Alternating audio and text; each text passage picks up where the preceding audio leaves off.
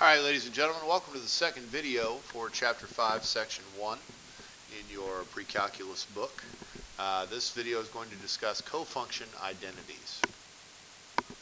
So,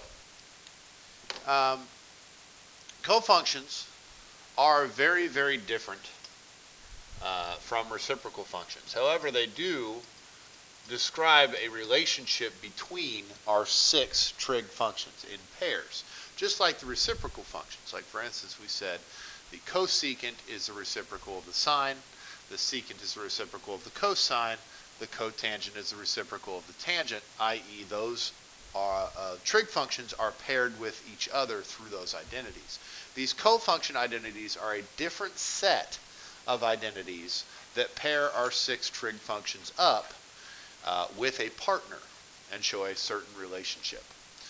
Two functions are considered to be cofunctions when we have our when we have complementary angles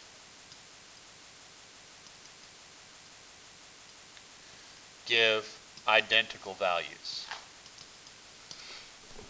Now this all boils down to right triangle trigonometry.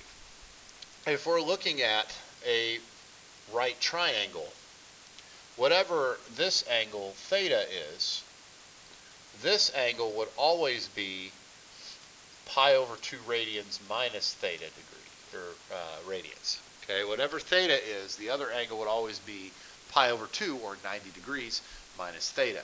So the big thing here to remember is that with SOHCAHTOA, for instance, if we look at what is the sine of angle theta, well, that would be opposite over hypotenuse. Say we call that y over r. Then the cosine of the other angle would be the same exact value, y over r. So sine and cosine are cofunctions of each other. That's why they're called sine and cosine, because cosine is the cofunction for sine. Now what I mean by that is the sine of, or the cosine of any angle is equal to the sine of its complement. Pi over 2 minus theta. Remember, pi over 2 radians is 90 degrees. So this is saying the complement, the sine of the complement is equal to the cosine of the angle, and vice versa. So the cosine of the complement is equal to the sine of the angle. That same relationship exists for cotangent and tangent, again, tangent, cotangent, and secant and cosecant, secant, cosecant, okay? The cotangent of any angle is equal to the tangent of its complement. The tangent of any angle is equal to the cotangent of its complement. The cosecant of any angle is equal to the secant of its complement, and the secant of any angle is equal to the cosecant of its complement. So there's two ways we're going to see this. The first way is we're going to see it embedded in identities, in simplification, just like the earlier stuff where we were applying those identities to simplify trig expressions. And it should be a relatively obvious thing.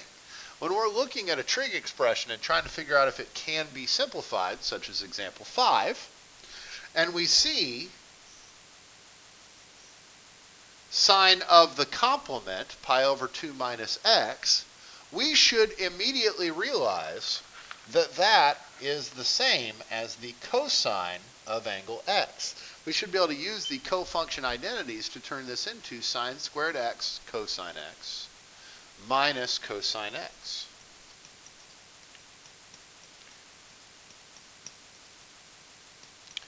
Now, looking at that, everything is already in terms of sine and cosine. So our normal approach of turning everything into sine and cosine and simplifying, well, they're already in terms of sine and cosine. So we need a different approach. Well, now that we've gotten rid of the cofunction, this has become a problem like the ones in the last video. And what we need to do is we need to simplify this any way that we can. So what we need to notice is that this is a two-term expression. We've got term 1, sine squared x cosine x, and term 2, cosine x being subtracted. So we can factor cosine x out of both of those. They have a cosine x in common, so I can factor out the greatest common factor of cosine x. which would leave sine squared x minus 1. Now, this is where things get a little bit tricky because we have to realize that what's left inside the parentheses there, sine squared x minus 1, that is an example of us being able to use our Pythagorean identities. Okay? The Pythagorean identity that I'm referring to is the first one we developed, sine squared x plus cosine squared x equals 1. Notice that we have sine squared x and negative 1 in our parentheses. So what we need to realize is that we are allowed to rearrange this equation by subtracting cosine squared x from each side and subtracting 1 from each side to turn this expression into sine squared x minus 1 is equal to negative cosine x. Notice this is right here. So we are going to take this and we're going to plug it in right there. So that would give us the expression would then become, we still have the cosine x in front of the parentheses, and we've replaced the parentheses with negative cosine of x. Squared, cosine squared of x. Sorry, there's a little bit of a typo there. That should be cosine squared. So we plug in negative cosine squared x for sine squared x minus 1. The only other thing we can do to simplify this is multiply those two things back together, which would give us negative cosine cubed of x, which is as simple as example 5 is going to get. We are down to one term. It does not have a denominator. Basically, we can't do anything else to simplify that expression.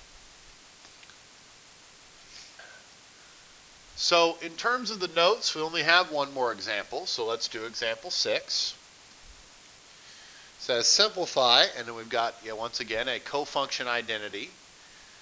Negative cosecant of the complement minus tangent squared x secant x. So the first thing that we do, again, is we have to recognize the cosecant of the complement is equal to the secant of x. So we replace that. That gives us negative secant x minus tangent squared x secant x. Similar to the last example, these two terms have secant in common. But if we think back to our Pythagorean identities, the one that involves tangent squared is secant squared equals 1 plus tangent squared.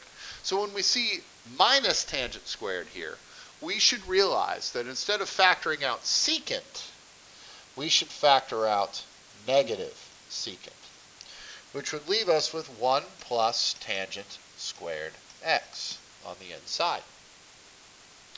Now, 1 plus tangent squared, that is secant squared x. It's one of our Pythagorean identities. It says secant squared is 1 plus tangent squared. So I can take secant squared and I can plug it in for these parentheses. Remove 1 plus tangent squared and replace it with secant squared. So that gives me negative secant times secant squared. Well, again, all we can do there is multiply those back together to get negative secant cubed of x. Okay, so that does complete the notes. However, on your homework, there's a slightly different application of cofunctions. So I wanted to go over 2 of those in this video as well so that you have examples of how to do those problems, assuming, of course, that you're using these videos the way that you should be using these videos. So we're going to go do numbers 1 and 2 from homework 5.1a. They're going to draw on previous knowledge.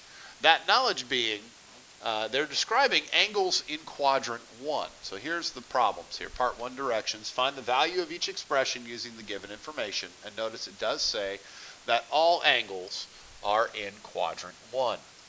So we need to think to ourselves, okay, why are they telling us that? Well, they're telling us that because that means that our x, our y, and our r will be positive numbers, because in quadrant 1, all 3 of those things are positive. Now, at the top of the screen, you're going to see something that should look familiar. That is from chapter 4, early in the chapter, where we defined all 6 trig functions in terms of x, y, and r. In quadrant 1, x, y, and r are all positive.